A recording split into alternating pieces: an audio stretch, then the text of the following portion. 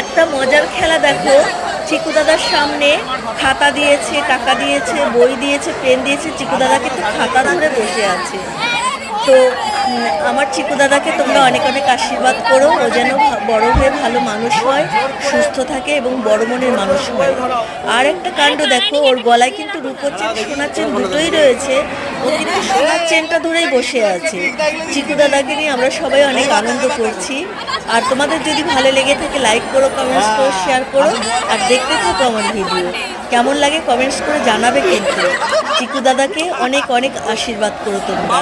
ওর মামায়ের কোলে বেশ মজাসে বসে রয়েছে দেখো, খুব আনন্দ করছে ও, আর অনেক অনেক মজা হচ্ছে আজকে। এখানে লোকনাথ মন্দিরে বসে ওর পুজো দেওয়া হয়েছে আর কি, ওর মুখে প্রসাদ দেওয়া হয়েছে, আমরা পুজো করেছি, মুখে প্রসাদ দেওয়া হয়েছে ওকে চাকলা লোকনাথ মন্দিরে। আর দেখো এত লোকজন রয়েছে, তাও কি সুন্দর আনন্দ করছে, সবসময় হেসে হেসে থেকেছে, কোনো কান্নাকাটি নেই।